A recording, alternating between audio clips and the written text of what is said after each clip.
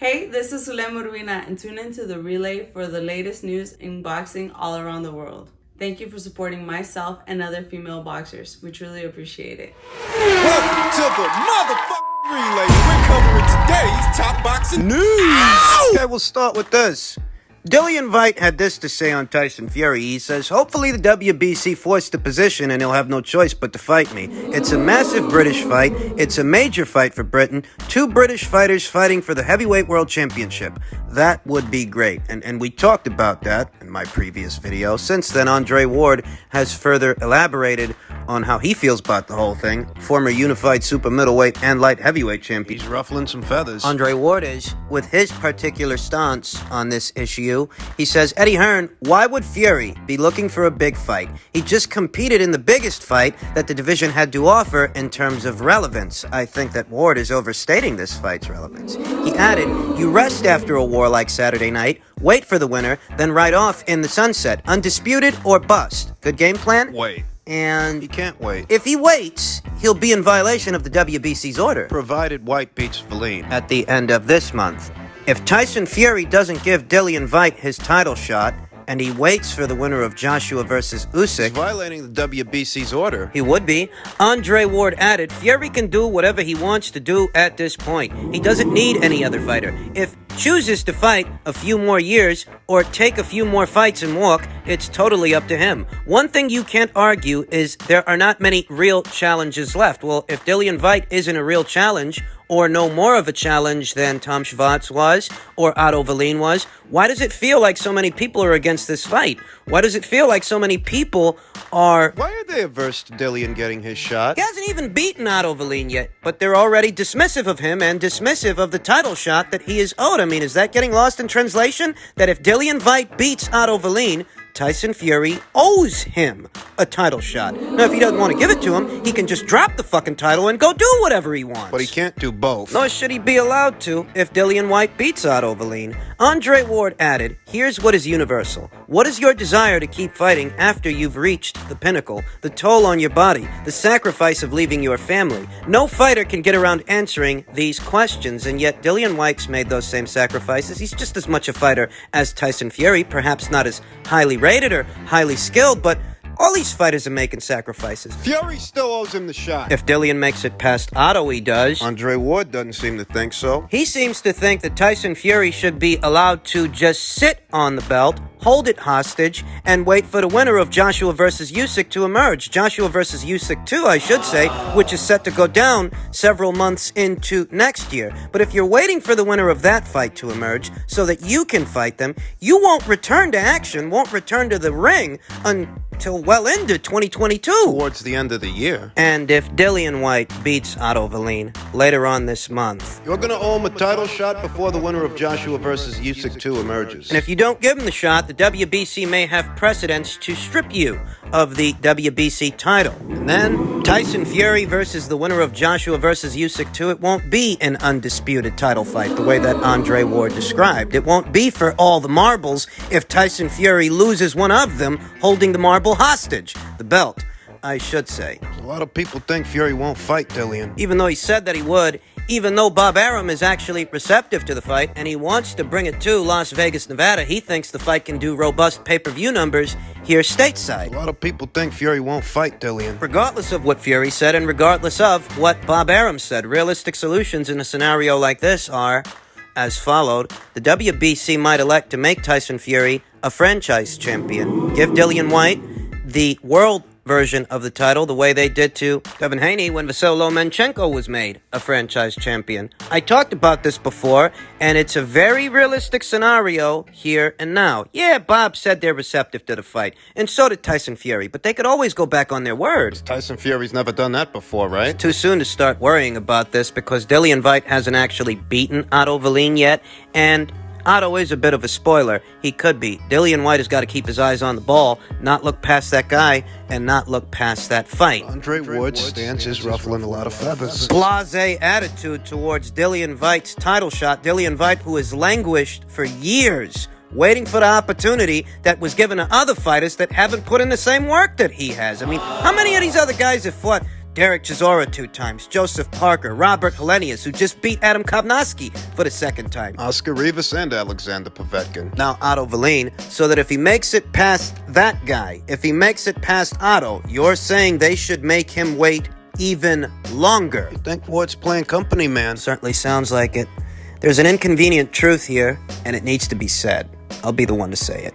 Tyson Fury beat Deontay Wilder for the second time on Saturday, the third time to some people, and it was an electrifying fight. It was an electrifying night, but that does not exonerate him of his responsibilities as a champion. And regardless of whatever Tyson Fury and Deontay Wilder had going on, that's not Dillian Whyte's fucking problem. Ward is saying Fury reached the pinnacle. Well, how'd he do that? By beating this fucking guy again? This is the same guy that he beat last year. And the only reason we even got a third fight is because Mark Breland saved him. Had Mark Breland not thrown that towel, wouldn't have been enough left to Wilder to do a third fight. Wilder, he wouldn't let sleeping dogs lie. He wanted another opportunity, another crack at Tyson Fury. He got it. Now it's over and done with. That ain't the pinnacle. It was a great fight, and Andre Ward is a very accomplished boxer, now retired, now he's an analyst, but I can really do without the sanctimonious crap about how Tyson Fury's supposed to have his pick of the litter because he beat Deontay Wilder again on Saturday. Or how he's supposed to hold the belt hostage waiting for the winner of Joshua versus Usyk, too. Deontay Wilder himself held up Dillian Whyte's overdue title shot long enough, and now you want Tyson Fury to do the same thing, and your reasoning for all of this is because he reached the pinnacle. How'd he do that? By beating the same guy he beat last If he year. wants to do whatever, he should just drop the belt. But we're not there yet. Dillian Whyte must first make it past Otto Wallin before this entire situation comes to a head. And it's not a foregone conclusion that he does. And just in keeping with the theme of heavyweight news, per tweet from Michael Benson, Malik Scotch, Deontay Wilder's trainer, had this to say. He said, "We lost to one of the greatest heavyweights of all time, from any era, Tyson Fury. Is there really any shame in that? I wouldn't even allow Deontay to put his head down. I'd never allow him to feel down about giving his all like that. And no, he shouldn't feel bad that he lost to Tyson Fury. He shouldn't, but he should feel bad about everything that led up to that." He was a sore loser. I'd say he's a little more than just a sore loser. Fernando Vargas after the De La Hoya fight. That's a sore loser. Deontay Wilder is a tactless, classless guy for accusing Mark Breland of spiking his punch, for accusing Kenny Bayless of being a crab-in-the-bucket referee, for accusing Tyson Fury of glove tampering, Implicating the World Boxing Council. who have been kind enough to keep Dillian Whyte at bay, protecting Deontay Wilder from him all this time, and the Nevada State Athletic Commission. That's what Deontay Wilder should feel bad about, not losing to Tyson Fury. Comes to Tyson Fury, you made your bed, and you had to lie in it. That's all that was. Deontay Wilder's trainer, Malik Scotch, added that Wilder's not retiring. He's not retiring. That's a surprising bit of news. You know, a lot of people thought that he would. And I don't think that a lot of people expected a statement like that to be issued out so soon after the loss. Per Deontay Wilder manager Shelly Finkel, Wilder was released from the hospital late Saturday night with only a broken finger on his right hand that he will see a specialist to take care of. Oh, so he's not retiring. I don't know how much I can read into that so soon after the fight. I don't know that Deontay Wilder won't change his mind in a few weeks' time once the smoke is settled a bit more, but you know, I said this in a previous video, there are still fights out there for him, lucrative ones, like the Andy Ruiz fight, an in-house fight that can be billed as a pay-per-view that I think would be moderately successful. So all Wilder had was a broken finger. I wouldn't relegate the damage that Deontay Wilder suffered in this past Saturday's fight to just being a broken finger. There's psychological damage that I think is a lot harder to heal from. We saw he was a poor sport after the fight, and that means he hasn't let it go. At least not that night he didn't. And listen, maybe the guy needs more time to come to terms with the loss. The losses, I should say, because there are at least 2 of them recorded. Will he still be able to throw that right hand of his with the same confidence that he used to? Dillian Whyte stated in reference to this past Saturday's fight, last time Mark Breland, I think, saved his career. This time, a lot of his corner were yes men, and they just allowed him to take too much punishment. It could end his career, we'll have to see. And I mean, apparently his career hasn't ended yet. He's not retiring, though he did sustain a lot of damage. You ask me, Mark Breland saved Deontay Wilder. He knew what was about to happen. So he pulled him out. And Deontay's way of repaying Mark Breland was firing him. Mark Breland allowed Wilder to fight another day, and Wilder, he got what he wanted. He did. He wanted to go out on his shield. He did. That's exactly what happened. Is he a better fighter now for that? Was it worth it? Did that make the situation better or worse for Deontay Wilder? Because those kinds of sustained beatings shave years off of careers. Oh, yeah, he's still marketable. He still has enough of a name that you could throw him in there with Andy Ruiz Jr. and he'll sell a couple of pay-per-view buys, sell a couple of tickets at will. But what about the fighter and the fighter's psychology, his ability to fight? He's no longer the same guy that he was before that second Tyson Fury He fight. suffered an even worse beating at the hands of that same guy for the third time. And the first time, he wasn't actually allowed to deal with the reality of things. That Tyson Fury was a guy on the rebound, a guy rebounding off cocaine addiction, weight loss, and inactivity. That Tyson Fury hadn't actually fought an elite-level boxer in something like 2 years. He goes in there with Wilder, and he puts up a good fight. A good enough fight that some people thought he did enough to get a decision. Wilder wasn't allowed to deal with the reality of that. The yes men that he surrounded himself with and many of his fans enabled his delusions, didn't allow him to see the truth. Going into the second fight, he was even less prepared, suffered a worse beating as a result of it. And ahead of the third fight, More of the same. even more delusions and even more yes men enabling those delusions, preventing Deontay from seeing the truth. Is there enough left of him now to have a second phase in his career? You can blow smoke up his ass and blow smoke up the boxing community's ass, but what you can't do is heal the damage that's been done to him. He took a lot of punishment at the hands of Tyson Fury last year, and even more punishment this year. Except this year, nobody was there to throw the towel, because Malik wasn't going to do it. No, he's a yes man. He's going to fall in line with whatever his buddy, Deontay Wilder, says, even if it's not in his best interest, even if it's not for his own The good. trainer's supposed to protect the fighter when the fighter can't protect himself. Mark Breland, competed at a much higher level in this sport as an amateur and as a professional than Malik Scotch. And Mark, very observant, he knew what was about to happen, and he knew to pull him out before it comes to that so that there's something left of him. Malik, he won't make that decision. He won't make that call. And this is who Deontay's got in his corner now. So do you guys think he's better or worse off than he was having a guy like that in his corner? A guy that won't do what needs to be done, even if it goes against Deontay's wishes. Because he's not retiring. And if Wilder's not retiring, that means that cult following of his, they're going to be sticking around, and there will be flare-ups. There will be the odd guy, the odd girl, still trying to talk up Glovegate. Oh, God. Boxing talk, as it were, can become quite toxic whenever these individuals interject, whenever they're allowed to partake in a conversation. Jermell Charlo! Unified junior middleweight champion Jermell Charlo. He was on the receiving end of that toxicity because he chose not to talk up Glovegate, because he felt that Tyson Fury, he didn't cheat, he won the fight because he's the more skilled boxer. On the heels of this weekend's fight, he took to social media and stated, "It was a whole community writing me because I made a comment about the skills of the fighter, where they broke ass now." Exactly. Go cry in the car. For Jermell, it was just about the boxing. Hell, for a lot of people, it was just about the boxing. It was a common sense argument. If you've watched this sport over the years, you're familiar with it, whether you're a participant or just a patron.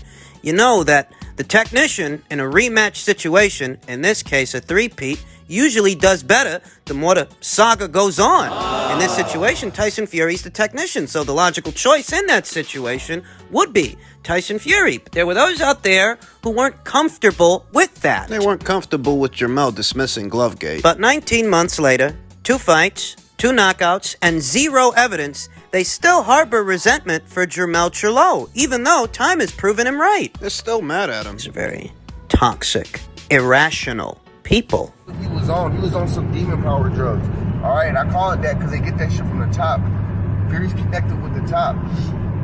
This is a conspiracy because more than one people conspired to do this against Wilder. Okay, this isn't a theory. This is facts. We're watching it play out before our own very eyes. You can't reason with unreasonable people. You can't talk sense to someone that has no sense, no common sense, because you've nothing to appeal to. Can't appeal to what ain't there. All you really can do is sit back and laugh at the fucking shit. How desperate some of these people are to believe that Wilder was some kind of a victim when he's the one who put himself in this situation. He never had to fight Tyson Fury. He afforded Fury that opportunity. He chose this for himself. You'll notice that these toxic, delusional, deluded individuals exhibit the same lack of accountability that Wilder exhibits. It's not a coincidence. Birds of a feather make stupid fucking excuses together.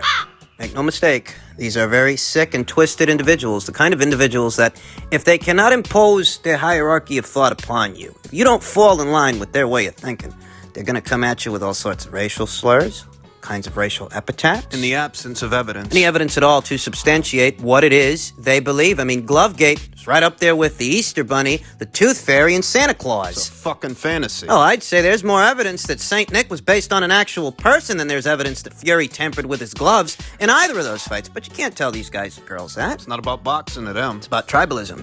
And I want to make this clear. Tribalism in and of itself actually has a place in organized sports, regardless of what sport you're talking about.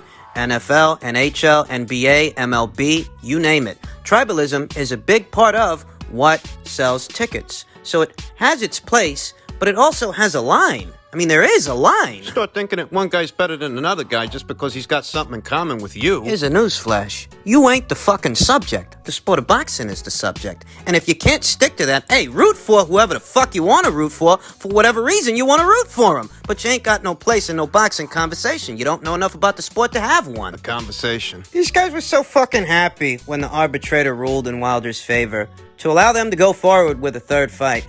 I wonder how happy they are about all of that now. They were so happy that the undisputed title fight between Anthony Joshua and Tyson Fury got blocked because I told you, it's not about boxing to these guys. Yet they insist on calling themselves boxing channels. Quote-unquote boxing talk, making videos about quote-unquote boxing when nothing could be further from the truth. They're not boxing fans. This is less about Deontay Wilder and more about the cult that follows him. So long as he is an active boxer, they're gonna weasel their way into sticking around and propping up conspiracy theories and fantasies, delusions. You can expect as much accountability from them as you saw from Wilder after the third fight. They've spent 19 months talking up this conspiracy theory just for the whole goddamn thing to fall by the wayside. Some of them have gone as far as wishing death upon Sugar Hill Stewart, Tyson Fury's trainer. Some of them have gone as far as wishing death upon Tyson Fury. Yeah, because that's how fucking sick they are. As long as Wilder's around, so are they. Though fear not,